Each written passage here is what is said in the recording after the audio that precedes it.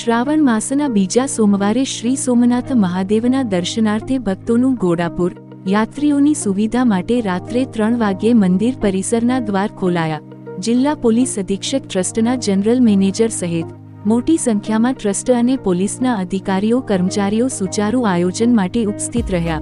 સોમનાથ તારીખ 24 ઓગસ્ટ 2026 પવિત્ર શ્રાવણ માસના સોમવારે પ્રથમ જ્યોતિર્લિંગ શ્રી સોમનાથ મહાદેવના દર્શન કરવાનું અનેરું મહાત્મ્ય રહેલું છે।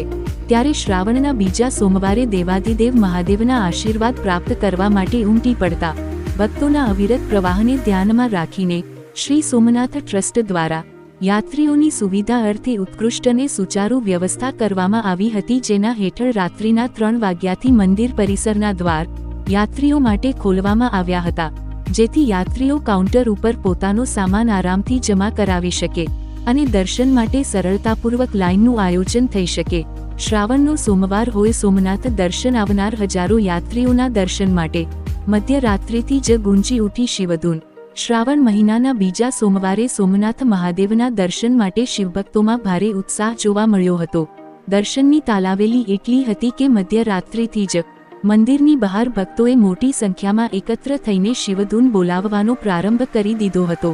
ભક્તોના હર હર મહાદેવ અને જય સોમનાથ ના નાદથી સમગ્ર વાતાવરણ ભક્તિમય બની ગયું હતું। રાત્રે 3 વાગ્યે પરિસરના દ્વાર ખોલાયા અને 4 વાગ્યાથી દર્શન શરૂ થયા। યાત્રીઓના સતત વધતા જતા પ્રવાહને પહોંચી વળવા અને દર્શન વ્યવસ્થા સરળ બનાવવા માટે શ્રી સોમનાથ ટ્રસ્ટ દ્વારા અગાઉથી જ આગોતરું આયોજન કરવામાં આવ્યું હતું, જેના ભાગરૂપે રાત્રે 3 વાગ્યે જ મંદિર પરિસરના દ્વાર યાત્રીઓ માટે ખોલી દેવામાં આવ્યા હતા। ભક્તો પોતાનો સામાન કાઉન્ટર પર જમા કરાવીને વહેલી સવારે 4 વાગ્યે મંદિરમાં દર્શન માટે ખૂબ જ સરળતાથી પ્રવેશી શકે તે પ્રકારની વ્યવસ્થા ગોઠવવામાં આવી હતી, જેથી દર્શનાર્થીઓને લાઇનમાં ઊભા રહેવામાં કોઈ અગવડતા ન પડે। રાત્રિના 3 વાગ્યાથી તમામ સુવિધાઓ કાર્યરત।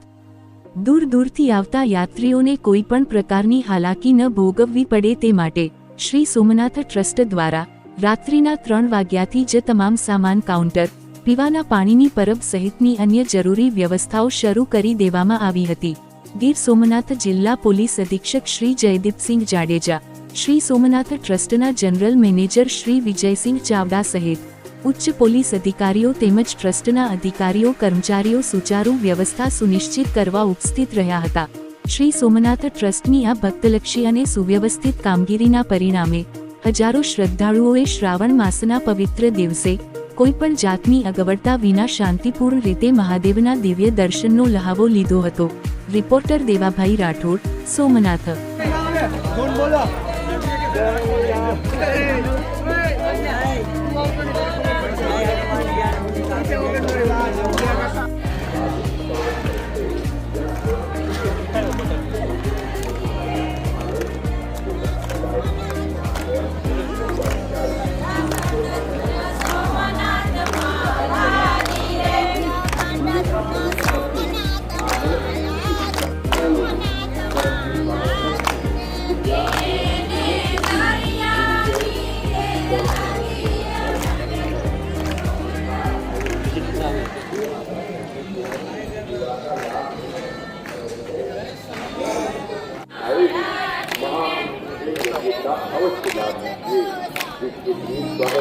अवश्य